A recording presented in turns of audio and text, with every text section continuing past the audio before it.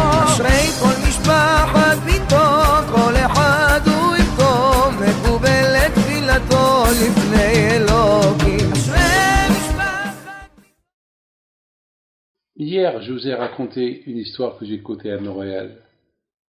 Et beaucoup de gens, ils se posent la question, ils n'arrivent pas à comprendre comment mes parents, parce qu'ils ont écouté dans beaucoup de mes cours, comment mes parents, ils ont eu le courage de m'envoyer à la yeshiva. Et j'étais jeune, hein. Il y avait un rabbin qui a fait le hesped sur ma mère pendant le mois de la mort de ma mère. Et ce rabbin-là, il a dit, moi, j'ai pas le mérite, lui, il part sur lui, j'ai pas le mérite de faire un hesped sur cette rabbinite, parce que j'ai pas le droit. Mais étant donné que on m'a demandé de parler sur elle, alors je demande pardon à cette femme-là, que je vais parler sur sa grandeur. Mais tout ce que je peux dire sur elle, elle a dépassé notre imagination. Elle a dépassé les sacrifices, parce que se sacrifier d'envoyer son fils, ses enfants, à l'âge de 8 ans. Et bon, les enfants, on comprend que eux, ils écoutent les parents. Ce que les parents ils vont dire, ils vont écouter. Mais que la mère elle se sacrifie, envoyer son fils et ne pas le voir des années, ça c'est hors commun. Alors lui, il part sur lui. Il dit, moi j'ai 8 enfants. Il me dit, je ne me vois pas envoyer un de mes enfants à la yeshiva, loin de moi, même surtout s'il a 8 ans, loin de moi un mois. C'est impossible. Déjà, lorsqu'il part, après 2 jours, on s'intéresse comment il va, on l'appelle, comment il va. Alors, des années, c'est impossible. Alors moi, je voudrais vous raconter cette discussion qu'il y avait entre mon père et ma mère un soir. Je donne mon père qui dit à ma mère, qu'est-ce qui va devenir David? On dirait que David, il avait déjà 30 ans. Qu'est-ce qui va devenir son avenir? Et à cette époque, j'avais à peine 7 ans. Et ma mère lui dit, je comprends pas ta question. Il dit, maintenant il a 7 ans. Qu'est-ce qu'il va devenir un jour?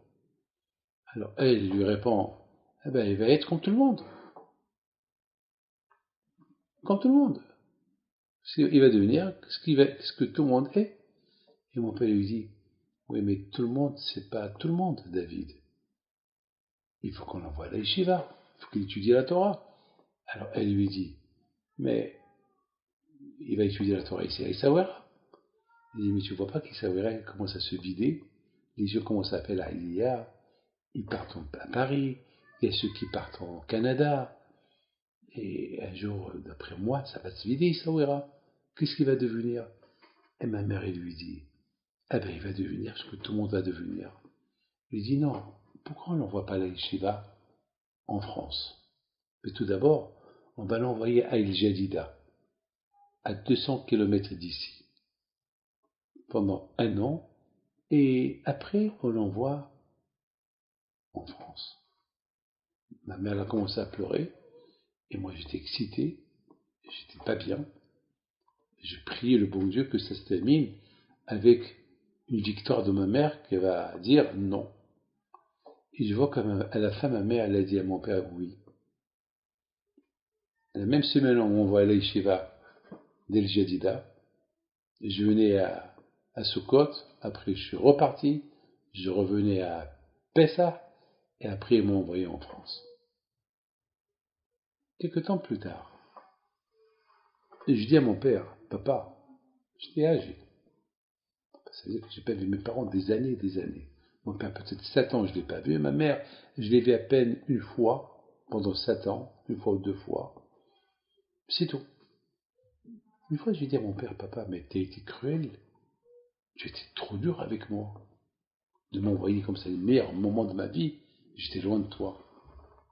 Mon père me dit, David, tu vas voir un jour, tu vas grandir, tu vas être marié si tu veux, et tu vas me dire merci. Eh ben, quelques années plus tard, alors j'ai vu le travail que je fais, j'ai vu les chivotes que j'ai fait, j'ai vu que à Lyon, j'avais beaucoup, grâce à Dieu, de réussite spirituelle. Un jour, j'ai fait un grand cours. Je ne m'attendais pas que j'allais avoir 2000 personnes à ce cours-là, à Lyon. C'était le premier cours dans l'histoire en France qui va réunir 2000 personnes. J'ai rien compris. J'ai dit ça mérite un merci à mon père. J'ai pris l'avion le lendemain. Je suis parti en Israël. Je suis parti au cimetière où mon père était mort.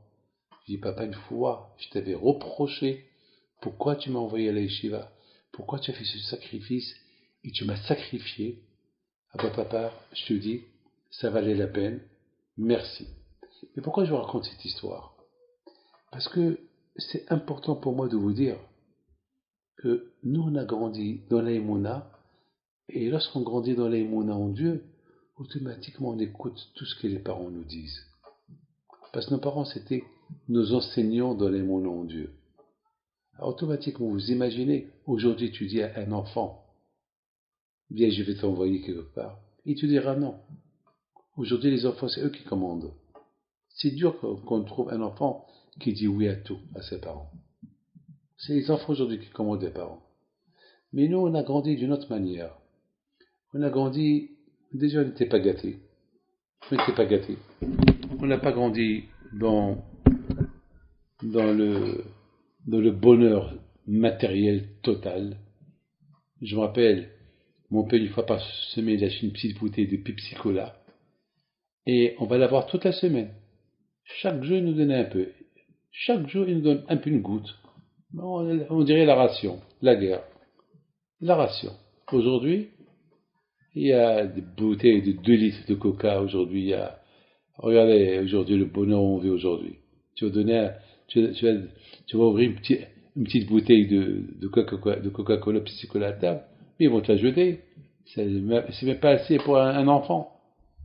C'est comme ça qu'on a grandi. On a grandi dans ce bonheur spirituel, et c'est ça qui nous a aidés aujourd'hui. Alors, que Hachem il fasse qu'on continue dans ce chemin. Amen.